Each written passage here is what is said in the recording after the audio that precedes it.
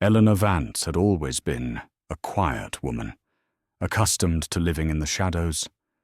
For years she had cared for her domineering mother, sacrificing her own dreams and desires.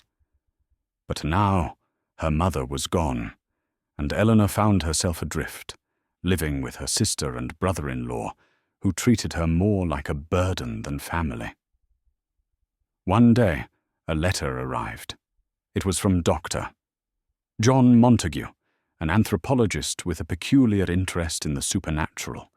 He was conducting an experiment to prove the existence of ghosts and had chosen a place called Hill House as the site of his study. The house, he explained, had a dark and troubled history. Built by a man named Hugh Crane, it had been the site of madness, suicide, and death for decades. Dr. Montague invited Eleanor to join him and a small group of others for a summer stay at Hill House.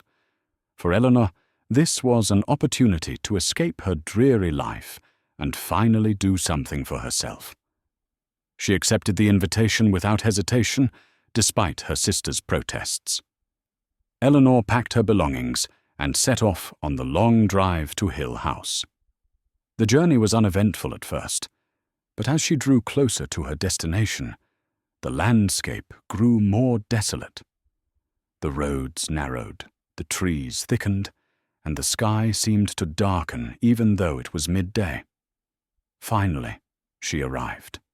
Hill House loomed before her, its crooked angles and narrow windows giving it an unsettling, almost human appearance. The air around the house felt heavy, as if the very atmosphere was alive and watching her. She parked her car and approached the front door, her heart pounding in her chest. The door creaked open, revealing a dimly lit foyer. Inside, she met the other guests. Theodora, a vibrant and confident artist with a sharp wit and a mysterious psychic sensitivity. Luke Sanderson, the charming but irresponsible heir to Hill House, and Mrs. Dudley, the housekeeper, who spoke in a cold, emotionless tone and warned them that she wouldn't stay after dark. That night, the house made its presence known. Eleanor and Theodora shared a room, and as they lay in bed, they heard a loud, rhythmic knocking on the walls and doors. The sound was deliberate, almost mocking, and it seemed to come from everywhere at once. Eleanor sat up, her heart racing. "Do you hear that?" she whispered. Theodora nodded, her eyes wide with fear. "It's coming from inside the walls," she said. The knocking continued for what felt like hours, growing louder and more insistent. Finally it stopped, and the house fell silent. But the silence was almost worse. It felt heavy, oppressive, as if the house was holding its breath. The next morning, the group gathered in the dining room for breakfast. Mrs. Dudley served them in silence, her face expressionless. As they ate, Dr. Montague explained his theories about the house. "I believe Hill House is a place of concentrated psychic energy," he said. "The tragedies that have occurred here have left a residue, a kind of imprint on the fabric of the house itself." As he spoke, Eleanor noticed something on the wall behind him. It was a message, scrawled in what looked like blood. "Help Eleanor come home." She gasped, drawing the others' attention. "I didn't write that," she said, her voice trembling. The others exchanged uneasy glances. "Are you sure?" Luke asked. "Yes," Eleanor insisted. "I swear I didn't do it." That night, Eleanor woke to the sensation of a cold hand gripping hers. She sat up, her heart pounding, and looked around the room. Theodora was asleep in the other bed, and the room was empty. But the feeling was real.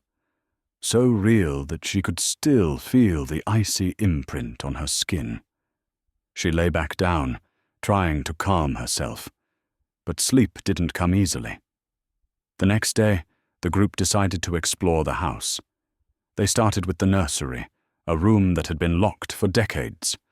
The door creaked open, revealing a dusty, neglected space. As they stepped inside, they heard a child's laughter.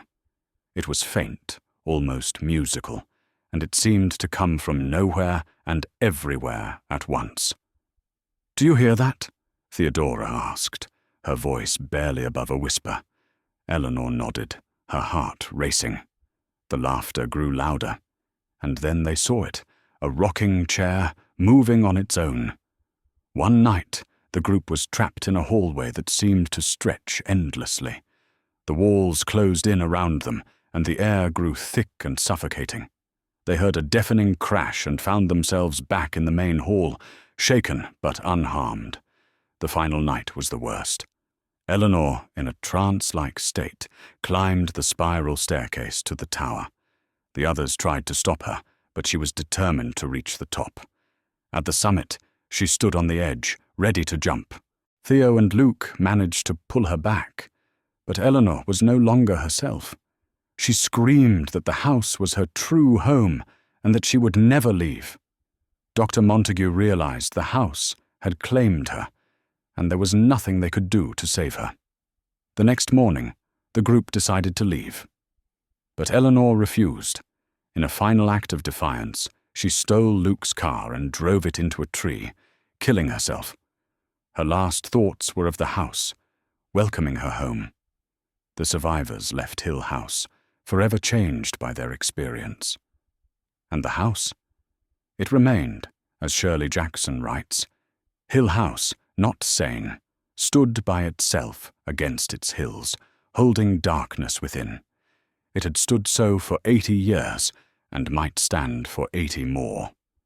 Within, walls continued upright, bricks met neatly, floors were firm, and doors were sensibly shut.